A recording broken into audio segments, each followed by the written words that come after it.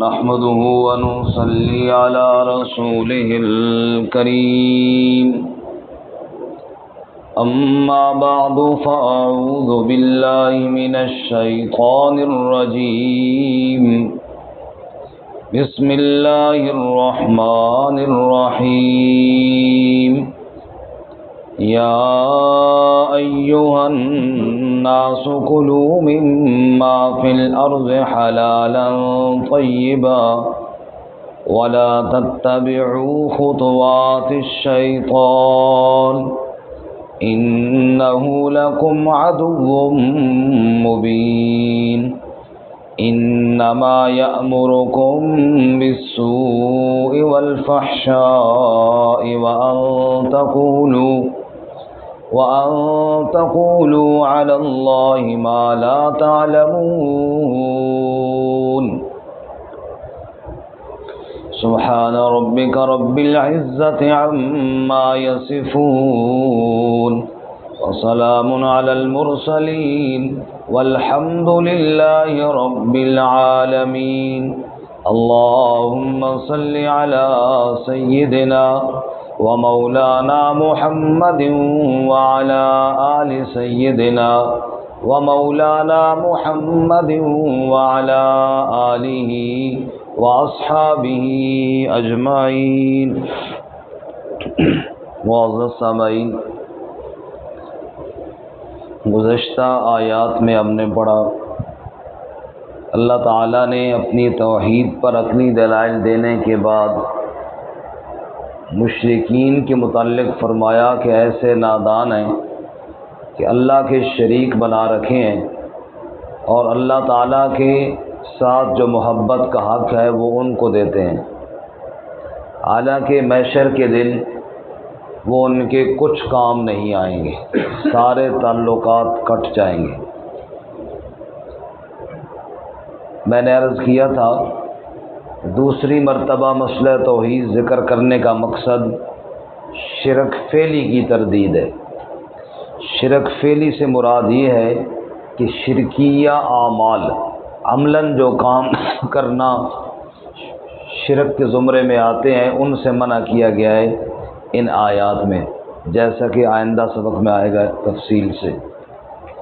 مثلاً مشرکین نے کچھ جانور مخصوص کر رکھے تھے اپنے ان معبودوں کے نام، فلاں کا ہم نے گوشت نہیں کھانا، فلاں پہ ہم نے سوار نہیں ہونا، فلاں کا دودھ استعمال نہیں کرنا، اس سے ہمارے وہ معبود خوش ہوں گے اور ان کی خوشی کی وجہ سے ہمارے مسائل حل ہو جائیں گے، ہمارے کام بن جائیں گے۔ اللہ تعالیٰ نے اس کی تردید کی، بھئی جس جانور کے گوشت کو اللہ نے حلال کیا ہے تم اپنے اوپر کیوں حرام کرتے ہو کسی غیر کی خوشنودی کے لیے؟ جس کے دودھ کو اللہ نے حلال کیا ہے تم اس کو کیوں حرام کرتے ہو کسی اور کی خوشنودی کے لیے؟ حلت اور حرمت کا اختیار صرف کس کے پاس ہے؟ اللہ نے حلال کیا، تم کون ہوتے ہو حرام کرنے والے؟ تو ایک شرک فعلی کی صورت یہ تھی۔ ایک اور صورت یہ ہے کہ میرا فلاں کام ہو گیا تو میں جا کر فلاں دربار پہ، فلاں اپنے اس بزرگ کے آستانے پہ میں جانور ذبح کروں گا یا میں کوئی اور چیز دوں گا، تو یہ ہے منت، جس کو نیاز بھی کہتے ہیں، منت بھی کہتے ہیں جی، نظر و نیاز، جی وہی نظر و نیاز۔ یہ حق ہے اللہ تعالیٰ کا، چونکہ یہ بھی مالی عبادت ہے، چونکہ کام بنانے والی ذات کس کی ہے؟ اللہ تعالیٰ کی۔ جب کام بنانے والی ذات اللہ تعالیٰ کی ہے تو نظر نیاز بھی ماننے کے لائق اللہ ہی کی ذات ہے۔ التحیات للہ والصلوات والطیبات، زبانی عبادتیں بھی اللہ کے لیے، بدن کی عبادتیں بھی اللہ کے لیے، اور مال کی عبادت بھی اللہ کے لیے۔ تو یہ مشرکین کے اعمال تھے جن کی تردید اس پورے رکوع کے اندر آئے گی تفصیل کے ساتھ انشاءاللہ۔ یا ایھا الناس، اے لوگو، کلوا مما فی الارض حلالا طیبا، کھاؤ اس میں سے جو زمین میں چیزیں ہیں حلال پاکیزہ، جن کو اللہ نے حلال کیا ہے، جو پاکیزہ چیزیں ہیں ان کو کھانے سے تمہیں کس نے روکا ہے؟ اس سے یہ ثابت ہوا کسی حلال چیز کو اپنے اوپر حرام کرنے کا اختیار کسی کے پاس نہیں ہے۔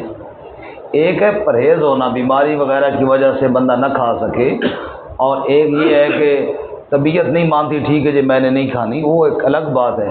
لیکن یہ کہنا کہ یہ میرے اوپر حرام ہے، یہ کسی کو اجازت نہیں، کیونکہ حرام کرنے کا اختیار تو اللہ کے پاس ہے نا۔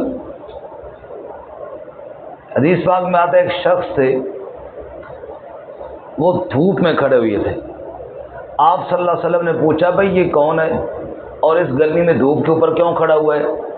کہا جی ابو اسرائیل ہیں، اور انہوں نے منت مانی ہے کہ یہ سواری پہ سوار بھی نہیں ہوں گے، پیدل حج کریں گے اور سائے میں بھی نہیں بیٹھیں گے، دھوپ پر کھڑے ہوں گے۔ آپ صلی اللہ علیہ وسلم نے فرمایا ان کو بولو سواری پہ سوار بھی ہو جائیں اور سائے میں بھی بیٹھے۔ ہاں تیسری منت انہوں نے یہ مانی تھی کہ روزہ بھی رکھیں گے۔ آج سے میں کو کہا روزہ رکھ لیں اور باقی دونوں کام۔ اب معلوم ہوا اللہ کے نام پہ بھی اگر کوئی ایسی منت مانی جائے کہ جو شرعاً درست نہیں ہے تو حضور صلی اللہ علیہ وسلم نے اس کو بھی توڑنے کا حکم دیا ہے، چاہے جائے کہ غیر اللہ کے نام پہ ہو۔ اب یہاں سے ایسے کئی واقعات ہمارے ذہن میں آئیں گے جو ہمارے معاشرے میں بڑے مشہور ہیں۔ فلاں بزرگ جی اتنے سال دھوپ پہ کھڑے رہے، فلاں بزرگ جناب دریا چلا کٹا، مچھلیاں آ کے انہوں نے گوشت کھانی رہی ہیں تو انہوں نے جناب 40 سال دریا کھڑے رہے۔ او اللہ کے بندو، یہ تو کام شریعت میں ہے ہی نہیں۔ اللہ کے نبی صلی اللہ علیہ وسلم کی شریعت تو کامل شریعت ہے نا۔ دیکھو نا یہ واقعہ آیا ہے نا حدیث میں، تو یہ تردید کے لیے اللہ تعالیٰ نے ایک نمونہ بنا دیا قیامت تک کے لیے۔ ایک شخص نے نبی صلی اللہ علیہ وسلم کے سامنے ایسا کام کیا، آپ نے منع کیا، قیامت تک آنے والوں کے لیے ایک نصیحت بن گئی ہے۔ تو کامل شریعت ہے نا ہماری، ہر موقع پہ رہنمائی موجود ہے شریعت کی۔ تو یہ دھوپ میں کھڑا رہنا، یہ پانی کے اندر کھڑا رہنا، یہ احکامات شریعت کے نہیں، اللہ کی رضا کے لیے بھی نہیں ہیں۔ چاہے جائے کہ کسی اور کی خوشنودی کے لیے ہو یا کسی اور معبود کو راضی کرنے کے لیے ہو، وہ کہاں سے جائز ہوں گے؟ تو ہر وہ عمل، ہر وہ کام جو اللہ کی رضا کے لیے ہو اور اللہ کے دین کے مطابق نہ ہو، وہ کام بھی منع ہے۔ اور جو اللہ کی رضا کے لیے نہ ہو، کسی اور کی خوشنودی کے لیے ہو، کسی بت کی خوشنودی کے لیے ہو یا کسی اور مورتی کی خوشنودی کے لیے ہو یا کسی بزرگ کی خوشنودی کے لیے ہو، وہ کہاں سے جائز ہو جائے گا؟ تو کسی بندے کو اپنے اوپر اللہ کی کسی حلال چیز کو حرام کرنے کا اختیار نہیں ہے۔ یا ایھا الناس، اے لوگو، کلوا مما فی الارض حلالا طیبا، کھاؤ اس میں سے جو زمین میں حلال پاکیزہ چیزیں ہیں۔ حلال اور پاکیزہ دو لفظ بولے جی، اور میں حلال وہ چیز ہے جس کو شریعت نے حلال کی ہے، اور طیب وہ ہے جس میں غیر کا حق نہ ہو۔ مثال کے طور پہ مرغی کھانا تو حلال ہے، لیکن چوری کی مرغی کھانا حلال ہے نہیں، حلال بھی ہو اور طیب بھی ہو۔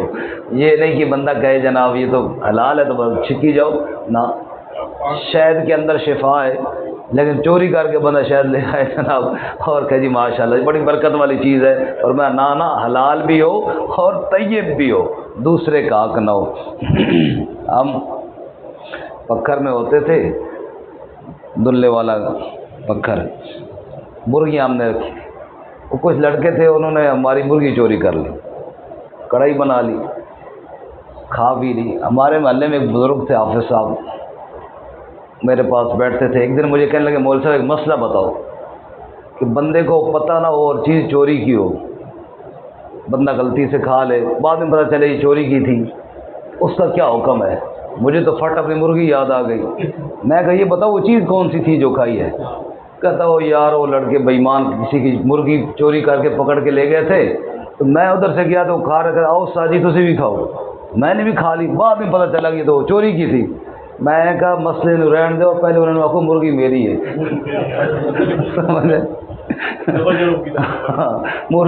مرغی ہماری چوری کی تھی انہوں نے۔ میں نے کہا آپ کو معاف ہے، اور ان سے کہو کہ وہ مرغی کا انتظام کریں، وہ تو ہماری تھی۔ تو اب حلال تو ہے لیکن طیب نہیں ہے، کیونکہ وہ کیا ہے؟ چوری کی ہے۔ تو چوری کی چیز وہ چاہے کتنے ہی آپ چوری کر کے کھجورے لے آئیں، چوری کر کے زمزم لے آئیں، چوری کر کے جناب شہد لے آئیں، برکت والی چیزیں ہیں، زیتون لے آئیں، لیکن برکت والی تب ہوں گی جب حلال کی بھی ہوں گی، اپنے پیسوں کی ہوں گی، دوسری کا حق مار کے پھر اس کے اندر کوئی، یہ دو چیزیں ذہن میں رکھنا۔ ایک وہ چیز جو شرعاً حرام ہے، مثلا جس کا کھانا ہی جائز نہیں ہے، جیسا کہ ترنول کے علاقے میں سمجھ گدھوں کا گوشت جناب، تو یہ شرعاً کیا ہے؟ حرام ہے اور حلال نہیں ہے۔ دوسرا یہ ہے کہ گوشت تو بکرے کا ہے لیکن ہے حرام کے پیسوں کا، ہے چوری کا، تو یہ دو چیزیں کا دھیان کرنا ہے۔ اس کے علاوہ اب یہ دونوں چیزیں پائی جائیں، یعنی گوشت بھی اس جانور کا ہے جس کو اللہ نے حلال کیا ہے، پیسے بھی حلال کے ہیں، طیب ہیں، پھر کس نے تمہیں منع کی ہے؟ پھر مل جائے تو پھر نہ چھوڑو، اللہ کرے ایسا مل جائے ہمیں جی۔ یا ایھا الناس کلوا مما فی الارض حلالا طیبا، اے ایمان والو، اے لوگو، کھاؤ جو زمین میں ہے حلال پاکیزہ، ولا تتبعوا خطوات الشیطان، اور شیطان کے قدموں کی اتباع نہ کرنا۔ شیطان تو کہے گا بھئی اللہ کے علاوہ تم فلانے کے لیے حلال کرو، فلانے کے لیے حرام کرو، حلت اور حرمت کی اختیار در بدر بانٹنے کی کوشش کرے گا، تمہیں حرام کھلائے گا، حلال سے روکے گا۔ ان باتوں میں نہ آنا، شیطان کے قدموں کے پیچھے نہ چلنا، اللہ کی باتوں کو ماننا۔ شیطان کی اتباع اس لیے نہ کرو کہ انہ لکم عدو مبین، بے شک وہ تمہارا کھلا دشمن ہے، اس کی تو کوشش یہی ہے کہ تمہیں گمراہ کرے۔ انما یأمرکم بالسوء والفحشاء، بے شک شیطان تمہیں برائی اور بے حیائی کا حکم دیتا ہے۔ سوء اور فحشاء، ان میں کیا فرق ہے؟ مفسرین فرماتے ہیں سوء اس بے حیائی کو کہتے ہیں جو قولی ہو، زبان کے ساتھ گالیاں بکنا، زبان کے ساتھ تہمت لگانا، جھوٹ بولنا، زبان کے ساتھ جتنی برائیاں ہیں ان کو کہتے ہیں سوء۔ اور فحشاء فعلی برائیاں، عمل کے ساتھ جناب بدکاری کرنا اور لڑائی کرنا، یا عمل کے ساتھ جتنے برے کام ہیں وہ کیا ہے؟ فحشاء۔ شیطان چاہتا ہے تمہاری زبان بھی گندی ہو، تمہارا فعل بھی گندا ہو، شیطان کی اتباع نہ کرنا۔ اور سوء اور فحشاء کی ایک اور تفسیر یہ بھی ہے، سوء اس برائی کو کہتے ہیں جو خلوت میں ہو، چھپ کے کی جائے، اور فحشاء اس بے حیائی کو کہتے ہیں جو اعلانیہ ہو۔ ان دونوں منع ہیں، یہ دونوں منع ہیں، شیطان کی چال ہے، لیکن ان دونوں میں جو اعلانیہ گناہ ہے نا جی وہ زیادہ منع ہے۔ حدیث پاک میں آتا ہے کل امتی معافن الا المجاہرین، میری ساری امت بخشی جائے گی، اعلانیہ گناہ کرنے والے نہیں بخشے جائیں گے۔ تو معلوم ہے اعلانیہ گناہ بہت بڑا ہے۔ گناہ کو گناہ تو سمجھے نا، تب بھی تو چھپ کے کرے، اور علل اعلان کرتا ہے گویا کہ گناہ کو گناہ ہی نہیں سمجھتا۔ اللہ تعالیٰ اس سے ہماری حفاظت فرمائے۔ انما یأمرکم، بے شک شیطان تمہیں حکم دیتا ہے، بالسوء والفحشاء، برائی اور بے حیائی کا، وان تقولوا علی اللہ ما لا تعلمون، اور یہ کہ تم اللہ پر وہ کہو جو تم جانتے۔ او جی فلانی چیز یہ حرام ہے جی، وہ جی بالکل اللہ تعالیٰ نے کی ہے، اللہ تعالیٰ نے کدھر کی ہے؟ تم اپنے کسی جھوٹے معبود کو راضی کرنے کے لیے نام اللہ کا استعمال کر رہے ہو، اللہ پر وہ بات کہتے ہو جو تم جانتے نہیں۔ وَإِذَا قِيلَ لَهُمْ، اور جب ان کے لیے کہا جاتا ہے اتبعوا ما انزل اللہ، اتباع اس کی کرو جو اللہ نے نازل کیا، یعنی قرآن کی اتباع کرو، قالوا، تو وہ کہتے ہیں بل نتبع ما الفینا علیہ آباءنا، بلکہ ہم تو اتباع اس کی کریں گے جس پر ہم نے اپنے بڑوں کو پایا۔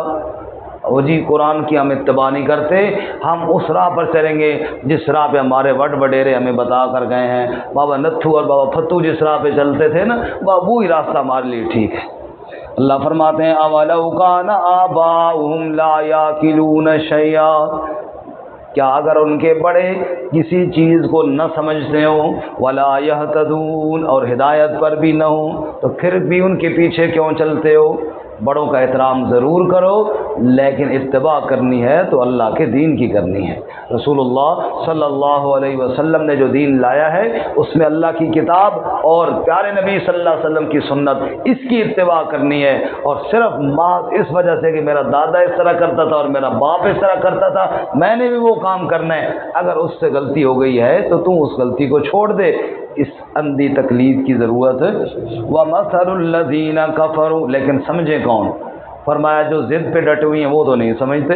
وَمَثَلُ الَّذِينَ كَفَرُوا، اور مثال ان لوگوں کی جنہوں نے کفر کیا، كَمَثَلِ الَّذِي، اس شخص کی طرح ہے، يَنْعِقُ، جو چیختا ہے پکارتا ہے، بِمَا لَا يَسْمَعُ، اس کو جو سنتا نہیں۔